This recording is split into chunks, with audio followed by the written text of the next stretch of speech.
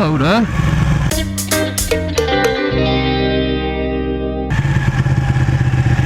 I fucking hate this roundabout. Potholes everywhere. And a lot of people have been asking for a comparison video between the new Superduke car and the new Tuono. Now I've already filmed it. Well, I did already film it, but thanks to my setup, the camera didn't record the sound for whatever reason, which was slightly annoying. So I've got to do it again. So this video is going to be a comparison between the two. Which one have I ordered? I've ordered a Superduke car. Now I've ordered a Superduke car. Well, let's not get into that in a minute. Let's get on to pros and cons of both bikes. I'll start with the Tuono because that's what a lot of people have.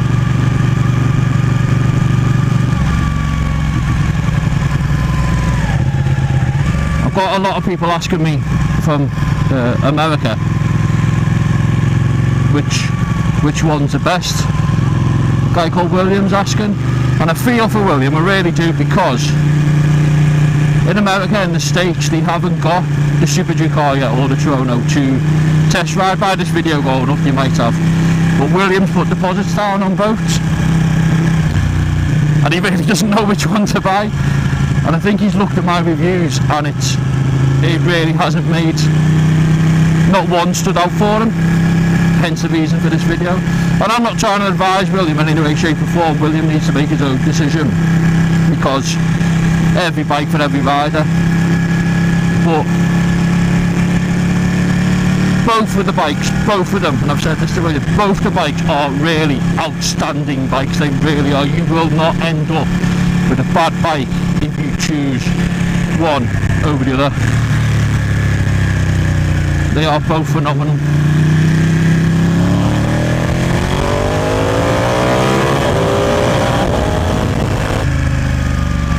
And the two bikes are the best two bikes I've ever ridden.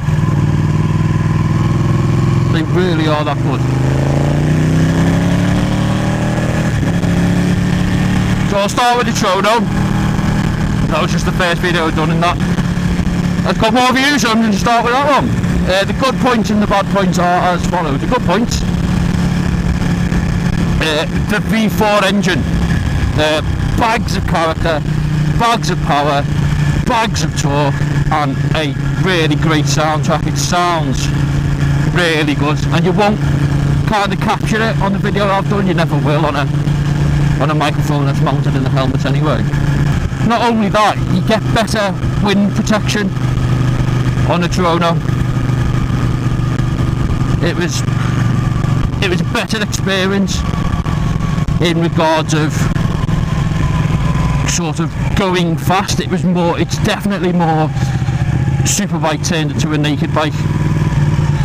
And if that's what you're looking for, just what you want a superbike turned into a naked bike, the Tuono's the one for you. It's fast, and the suspension. Let's talk about the suspension, the ride, because I want to kind of clear that up. The suspension, there was nothing wrong with the suspension. It was Olin suspension, and it was a fantastic ride, and it was brilliant. It was just firm for my liking. Now that's what it's supposed to be. It's like track suspension, and that's not a problem when you're in that market. But for me, I'm not really in that market now. I want to come from the sports bike, go onto the naked bike, slow myself down, but still have a bit of a bonkers engine. The dash on the Tuono is in colour. Now it's not as colourful as, say, the KTM or Ducatis when they've got the TFT dash or the R1. Not as colourful as that. It doesn't stand out as much, the colour, but it is a colour TFT display. It's got a lean angle sensor on it. You can tell how much lean angle you're doing. It's got a throttle sort of position indicator, so it tells you what percentage of throttle you're giving. It's also got one on the brake, as like the R1 has. bad point about the Tuono. In the UK anyway, it's 16 grand, which is quite a lot of money, and I know the Superduke 14, and that's quite a lot of money also. But then you paid 16 grand for the bike, then you've got to find what, an extra 1,000 for an exhaust. Me myself personally, I don't like the indicators on the bike, so I would want to change them. There's a few little bits and bobs I'd have to change, which then takes it more towards, well, over 17 grand, and like sort of hitting towards the 17.5 grand mark. And the Superduke R is 14 grand base, and the difference in the bikes is not 2 grand. There's no way the bikes are there's 2 grand separating them. Another bad point about the Tuono is I didn't like the switch gear. The switch gear didn't, you know, as I say, you're paying 16 grand for the bike. The switch gear just didn't feel, the switch gear didn't feel that good. It just felt a bit, I don't know, it just didn't feel solid. It was almost, everything was done off the left hand side, which is what people like, and you know, that's the way it needs to be. But it just could have been a simpler system.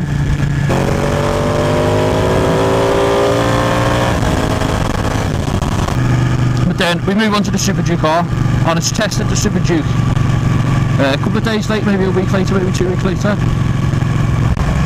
and the Superduke feels everything. It's everything the same as the Tuono. The suspension's a bit softer. It makes for a better ride, and no, you don't get as much wind protection. I mean, it's not bad, you're not getting blown everywhere, but you don't get as much wind protection. It's still got bags of character with the engine, the V-twin. What other negatives can I think about the Superduke R? Oh, on the black version I test rode, I didn't like the white spring on the rear suspension. It just looks a bit daft. I know I can get, you know, you can get cover from that, a cover for that to make it not as white, but the bike's all like a stealth black colour, and then you've got just like a white spring. I just don't think it suits it. That's another negative.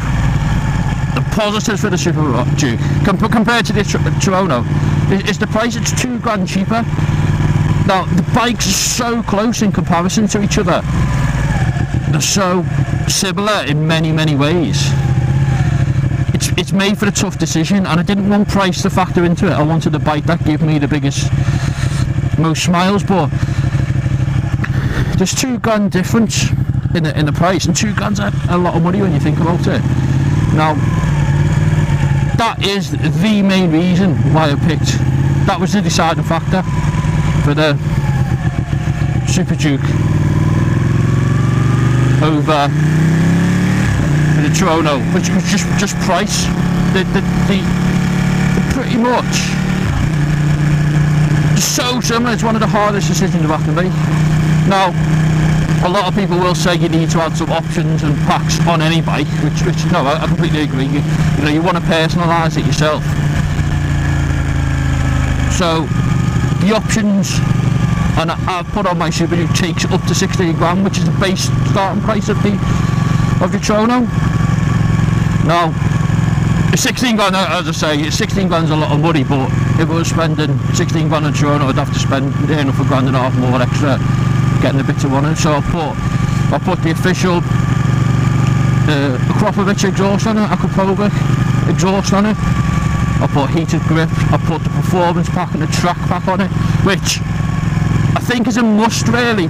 You've got to think about resale value as well, and if you don't put them packs on, you know, I think you're going to struggle. Well, you're not going to struggle, it's going to be harder to sell the bike in the future. But if I had enough money, I'd buy both, because they're both super naked, but they're both different bikes from each other. Yeah, after speaking to William as well, him speaking to his dealer, the Superduke R is going to be more expensive in the US than the Tuono is going to be. So in the US, you're going to, I think you're probably going to see more Tuonos than you are Superdukes. For me, it really did have to come down to price, and I wish they were both the same price. And if they're both the same price, might have been a different decision, to be honest. I might have went for the Tuono.